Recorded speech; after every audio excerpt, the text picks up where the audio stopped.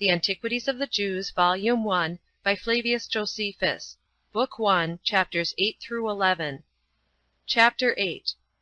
That when there was a famine in Canaan, Abram went thence into Egypt, and after he had continued there a while, he returned back again. Now after this, when a famine had invaded the land of Canaan, and Abram had discovered that the Egyptians were in a flourishing condition, he was disposed to go down to them, both to partake of the plenty they enjoyed, and to become an auditor of their priests, and to know what they said concerning the gods, designing either to follow them if they had better notions than he, or to convert them into a better way, if his own notions proved the truest. Now seeing he was to take Sarai with him, and was afraid of the madness of the Egyptians with regard to women, lest the king should kill him on occasion of his wife's great beauty, he contrived this device. He pretended to be her brother, and directed her in a dissembling way to pretend the same, for he said it would be for their benefit. Now as soon as he came into Egypt, it happened to Abram as he supposed it would, for the fame of his wife's beauty was greatly talked of, for which reason Pharaoh, the king of Egypt, would not be satisfied with what was reported of her, but would needs see her himself, and was preparing to enjoy her. But God put a stop to his unjust inclinations by sending upon him a distemper, and a sedition against his government. And when he inquired of the priests how he might be freed from these calamities, they told him that this his miserable condition was derived from the wrath of God, upon account of his inclinations to abuse the stranger's wife. He then, out of fear, asked Sarai who she was, and who it was that she brought along with her. And when he had found out the truth, he excused himself to Abram, that supposing the woman to be his sister, and not his wife, he set his affections on her, as desiring an affinity with him by marrying her, but not as incited by lust to abuse her. He also made him a large present in money, and gave him leave to enter into conversation with the most learned among the Egyptians, from which conversation his virtue and his reputation became more conspicuous than they had been before. For whereas the Egyptians were formerly addicted to different customs, and despised one another's sacred and accustomed rites, and were very angry one with another on that account, Abram conferred with each of them, and confuting the reasonings they made use of, every one for their own practices, demonstrated that such reasonings were vain and void of truth, whereupon he was admired by them in those conferences as a very wise man, and one of great sagacity, when he discoursed on any subject he undertook, and this not only in understanding it, but in persuading other men also to assent to him. He communicated to them arithmetic, and delivered to them the science of astronomy, for before Abram came into Egypt they were unacquainted with those parts of learning, for that science came from the Chaldeans into Egypt, and from thence to the Greeks also. As soon as Abram was come back into Canaan, he parted the land between him and Lot, upon account of the tumultuous behavior of the shepherds concerning the pastures wherein they should feed their flocks.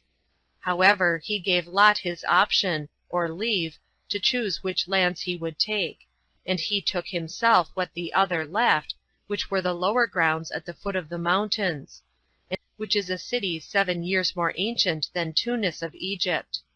But Lot possessed the land of the plain, and the river Jordan, not far from the city of Sodom, which was then a fine city, but is now destroyed by the will and wrath of God, the cause of which I shall show in its proper place hereafter. Chapter 9. The destruction of the Sodomites by the Assyrian wall. At this time, when the Assyrians had dominion over Asia, the people of Sodom were in a flourishing condition, both as to riches and the number of their youth.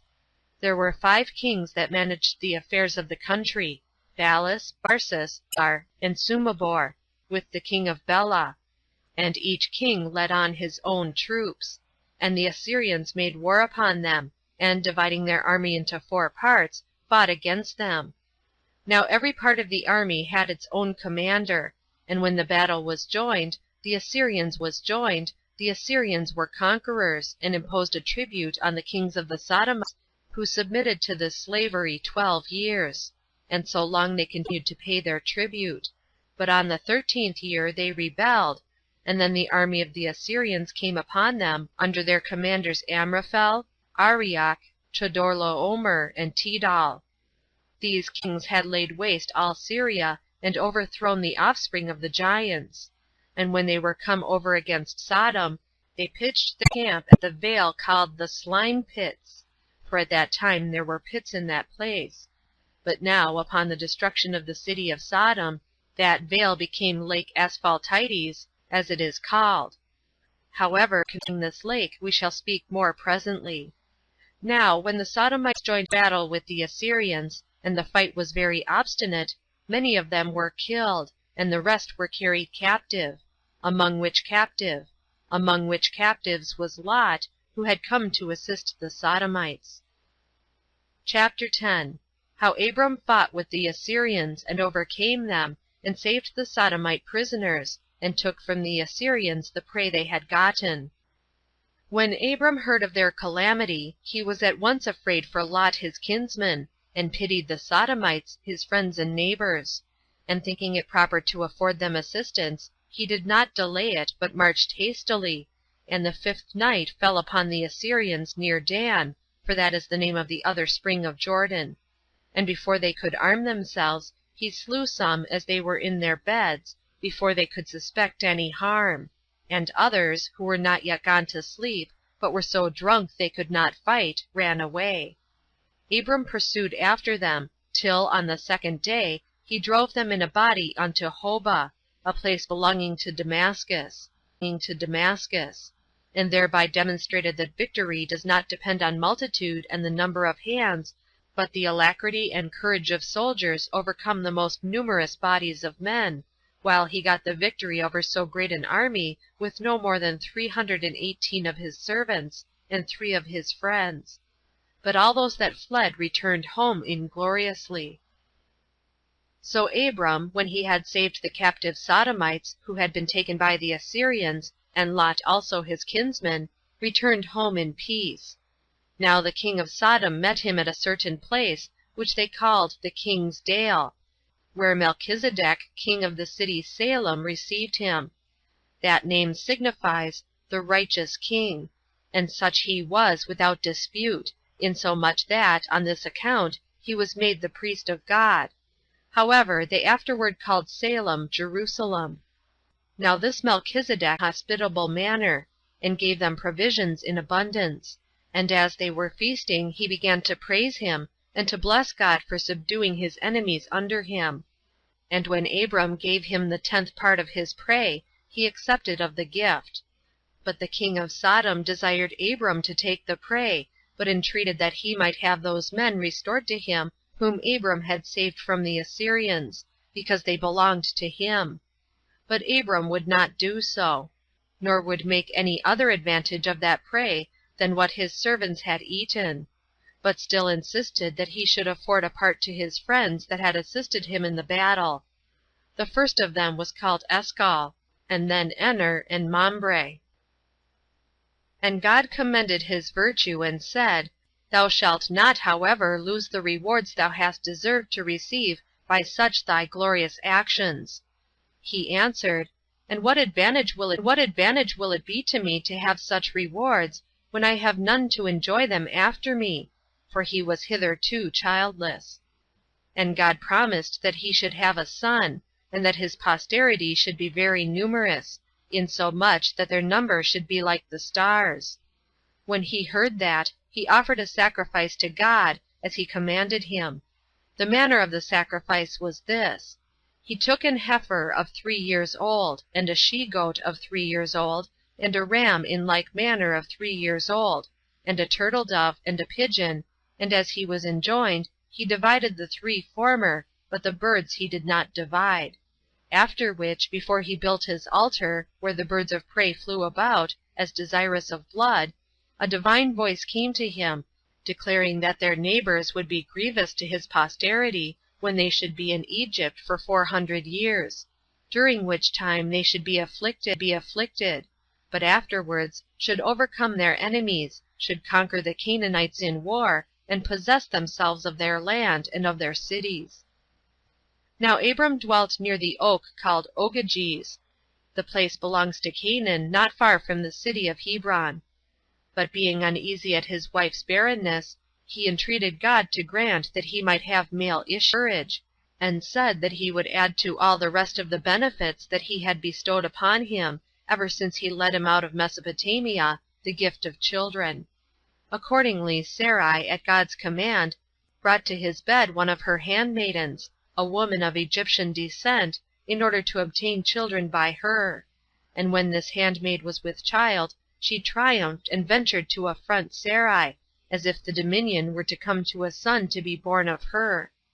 But when Abram resigned her into the hand of Sarai to punish her, she contrived to fly away, as not able to bear the instances of Sarai's severity to her. And she entreated God to have compassion on her.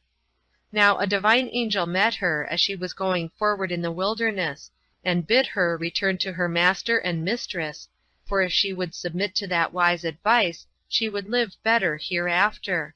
For that the reason of her being in such a miserable case was this, that she had been ungrateful and arrogant towards her mistress. He also told her that if she disobeyed God, and went on still in her way, she should perish. But if she would turn back, she would become the mother of a son who would reign over that country. These admonitions she obeyed, and returned to her master and mistress, and obtained forgiveness. A little while afterwards she bare Ismael, which may be interpreted heard of God, because God had heard his mother's prayer. The forementioned son was born to Abram when he was 86 years old, but when he was 99, God appeared to him and promised him that he should have a son by Sarai, and commanded that his name should be Isaac, and showed him that from this son should spring great nations and kings, and that they should obtain all the land of Canaan by war from Sidon to Egypt.